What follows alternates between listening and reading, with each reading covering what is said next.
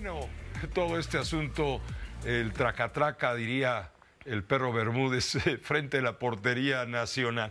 Caray, no es para menos. Alfonso Zárate, maestro Alfonso Zárate, periodista, él escribe todos los jueves su columna en el periódico El Universal, Los usos del poder, y luego comparte con nosotros también los jueves este espacio. Él es presidente de GCI, Grupo Consultor Interdisciplinario, una firma de análisis de comunicación política, de estrategia política. Bienvenido, Alfonso, ¿cómo estás? Bien, Pepe. A ver, ¿cómo ves el chisme? Que fue y le dijo que no, que se adelantó, que no fue Tadei. A lo mejor no fue Tadei, ¿no? Sí. A lo mejor efectivamente ella no miente al decir yo no pasé absolutamente nada de información privilegiada a nadie. A lo mejor fue otra persona dentro del propio instituto, ¿cómo le llaman? Una filtración. Sí, es muy probable que haya sido eso. En realidad, muchos hechos muy escandalosos que se viven en la sociedad mexicana responden a filtraciones, porque por más cuidado que se tenga, por ejemplo, imagino en temas de seguridad nacional, en ocasiones documentos muy delicados son triturados, pero a veces en el tránsito del papel a la trituradora hay una desviación, una fotocopia, y no falta quien la filtre de acuerdo con ciertos intereses. Entonces, más allá de quién haya sido en el INE quien haya enviado esta información, lo cierto es que la Cámara se adelantó y que lo ortodoxo habría sido esperar resultados oficiales. Pues sí, pero se les quemaron las habas por decir yo tengo información privilegiada. Así en fin, es. Como haya sido, se habrá de investigar. Eso ya, como decía Max Cortázar, queda como anécdota. Lo que queda en evidencia es el pobre desempeño de los partidos políticos. Hablo en general. Sí. Hoy el periódico Reforma publicaba un encabezado diciendo, textualmente no lo voy a repetir, pero decía como que sobró votación y faltaron partidos. Sí, sobraron votantes y faltaron partidos. Sin duda. La impresión que yo tengo es que el sistema de partidos políticos en México venía sufriendo una degradación desde décadas anteriores, pero que este proceso particularmente sirvió para desnudar algunas de las fallas más evidentes de los partidos. Pienso, por ejemplo, en el caso del Partido de la Revolución Democrática.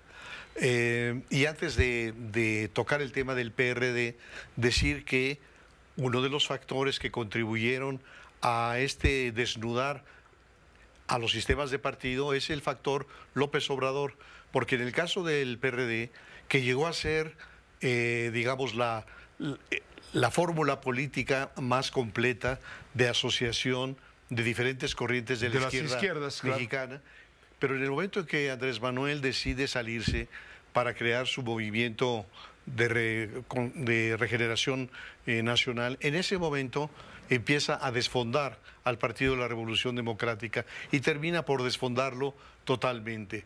Y desde luego los dirigentes del PRD no tienen la capacidad para reinventarse, para recuperar el sentir, las demandas de la ciudadanía progresista de izquierda, y bueno, hoy ha perdido el registro. Pero ¿qué ocurre con el Partido Revolucionario Institucional? Yo creo que el PRI es el gran partido de la posrevolución y que a lo largo de mucho tiempo ostentó una legitimidad de origen revolucionario. Es decir, que en la teoría política no hay una legitimidad mayor que la que da una revolución. ¿Por qué?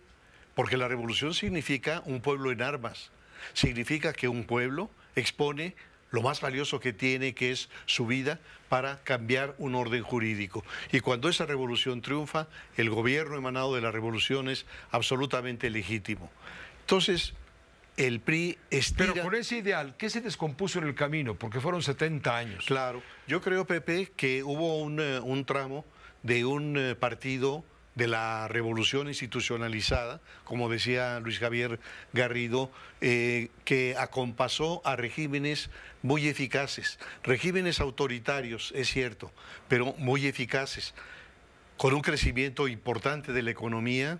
Recordemos, por ejemplo, el periodo del Milagro Mexicano, un crecimiento del 7%, que significaba ¿qué? Significaba inversiones, empleo, poder adquisitivo y creación de instituciones. Entonces crearon instituciones como el Instituto Mexicano del Seguro Social, como el Infonavit, como el Fonacot, etcétera, y la educación pública se convirtió en un ingrediente para el ascenso social. Es decir, que las clases bajas, a través de una educación pública de calidad, pudieron aspirar, y de hecho lo hicieron, para ascender a las clases medias o más arriba. ¿Qué es lo que pasó? Pues lo que pasó es que el largo ciclo de los gobiernos de la posrevolución empezó a declinar también.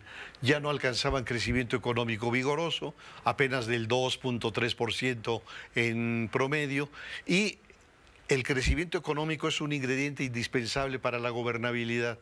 Es tan importante que algunos inclusive dicen crecimiento económico es igual a gobernabilidad. Y desde luego que el Partido de la Revolución, el PRI, se beneficiaba de esa, digamos, de ese ascenso económico, y sus militantes, sus adherentes, las organizaciones campesinas, las organizaciones obreras, las organizaciones populares. Pero en los últimos años del PRI empieza a haber una especie de maldición. Y yo diría desde Díaz Ordaz. Díaz Ordaz hereda la profunda crisis moral que significó Tlatelolco y la represión a los estudiantes. Echeverría hereda a José López Portillo una gran crisis económica, devaluación del peso y la confrontación con los grupos empresariales.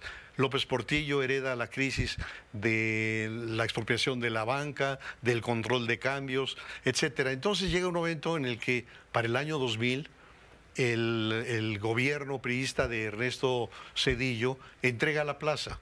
Es un tema, desde luego, controversial. Y fue señalado por los priistas como el gran traidor. Sí, hay quien dice que en la gravísima crisis de los errores de diciembre que recibe Ernesto Zedillo, recurre al presidente Clinton, y que Clinton da esa ayuda extraordinaria a México, pero con la condición de que haya alternancia. Y parecería sustentar esta idea con un solo hecho. Ernesto Zedillo, al tomar posesión de la presidencia, nos dijo que su gobierno tendría una sana distancia con su partido, con el PRI. Pues no hubo tal sana distancia. En los 6 años de gobierno de Zedillo hubo 6 presidentes nacionales del PRI. Es decir, los fue cambiando como camisetas, uno tras otro, año con año. Y tú puedes imaginar lo que significa en una organización cualquiera, en una fábrica, en un salón de clase. Sí, sí, te cambian a la cabeza y automáticamente a las posiciones secundarias lo desestructuras. Y bueno, finalmente llega a la presidencia Acción Nacional, y aquí es otro tema que expresa el enorme deterioro del PAN. Acción Nacional es un partido que nace en 1939, en el último tramo del gobierno del general Cárdenas, y tiene 2 propósitos principales. El primero es censurar y tratar de contener el radicalismo del cardenismo, y el segundo, llevar la decencia a los puestos públicos. Es decir, ese grupo brillante de legisladores y de abogados encabezados por Manuel Gómez Morín, eran hombres, digamos, verticales, cultos, de una muy buena ética. Y este partido, Acción Nacional, va a ser la oposición leal, como dijo Marisol Loaesa. Es decir, le servía al régimen para aparentar la democracia, pero no era una opción de poder. De hecho, estaba excluido del poder. Pero en 1989, por primera vez, el PAN gana una gubernatura, o por primera vez el régimen le reconoce el triunfo a Ernesto Rufo. En Baja California. Al PAN, en Baja California. Y a partir Era de Luis Donaldo Colosio. Exacto. El sí, presidente del PRI. que algunos le llaman el Colosio derrotas. Es decir, porque había permitido ya el reconocimiento de las derrotas del PRI, y el PAN empieza a ganar también alcaldías muy importantes en la República. Y en ese momento se transforma de la oposición leal a la oposición real. Y el mal para el PAN es que estos místicos del voto, como les llamó don Adolfo Ruiz Cortines, son sustituidos por oportunistas como Vicente Fox, que tenía que vestir camisa azul para que le recordara que era panista.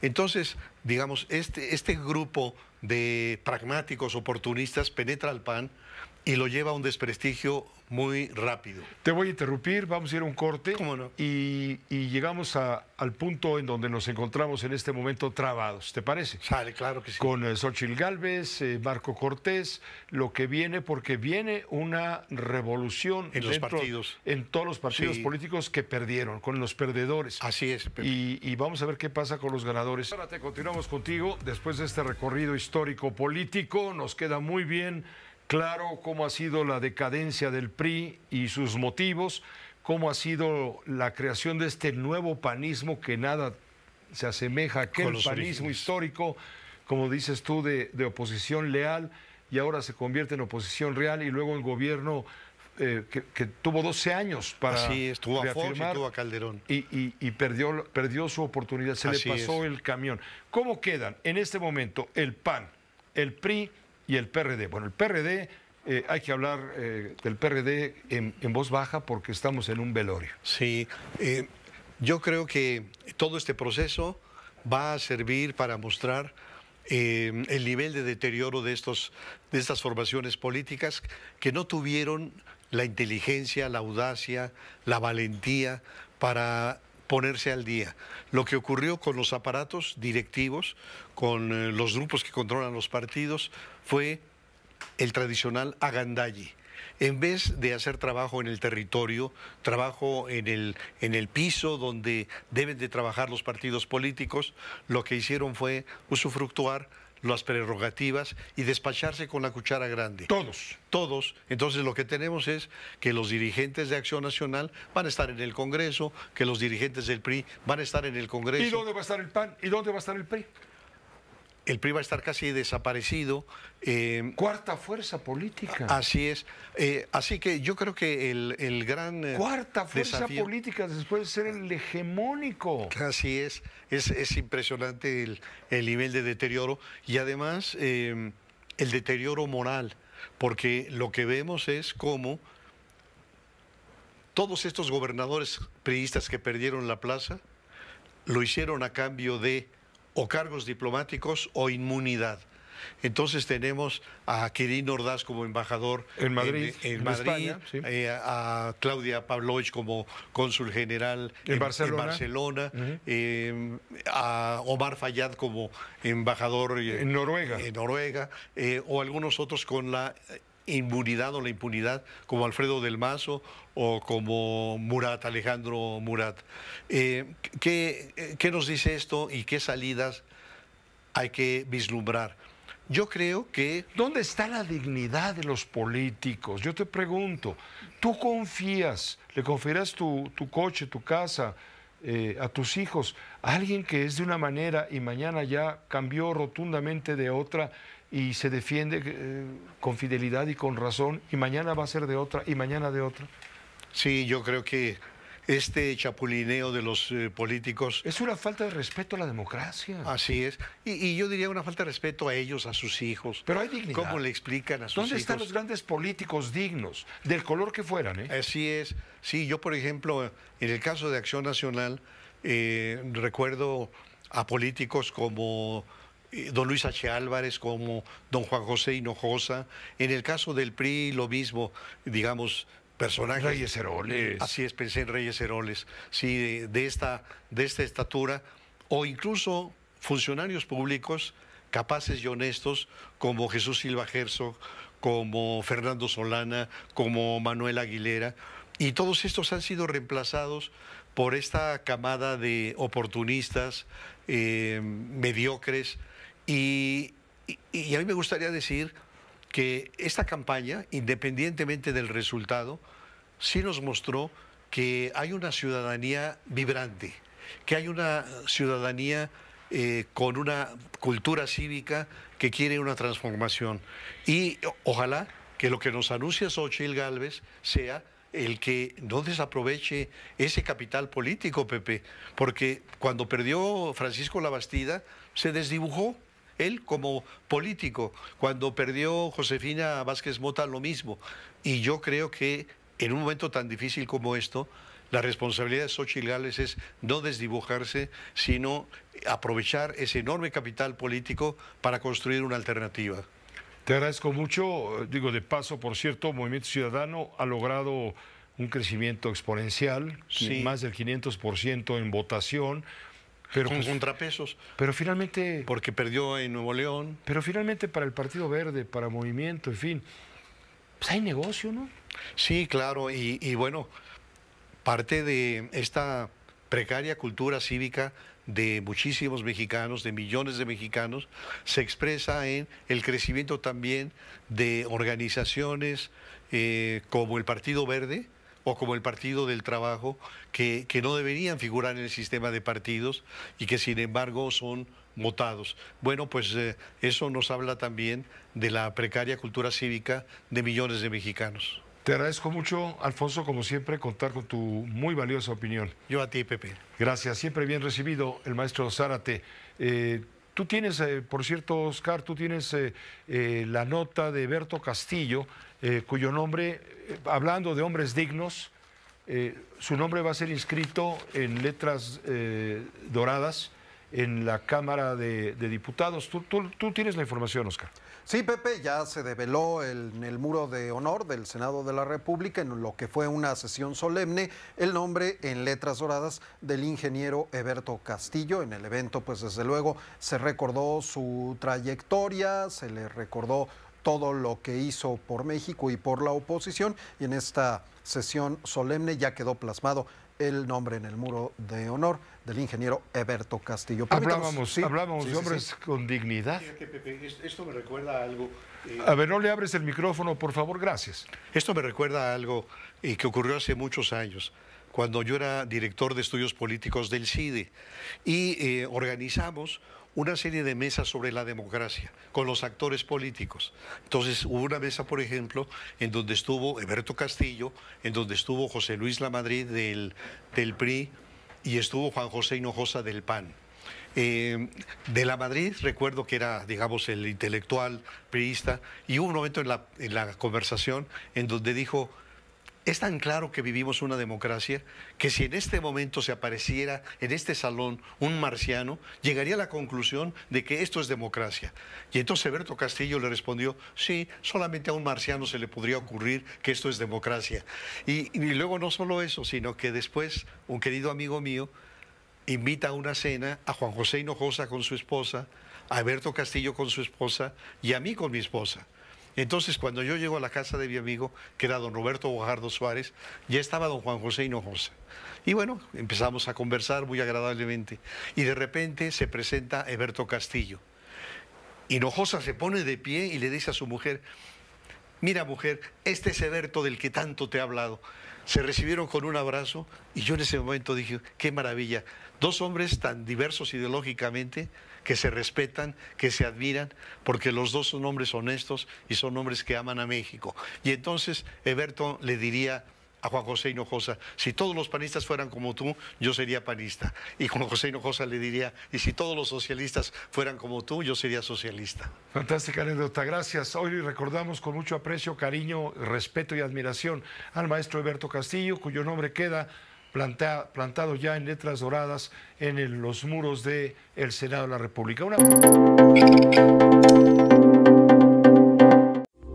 Esta fue una producción de Grupo Fórmula. Encuentra más contenido como este en radioformula.mx.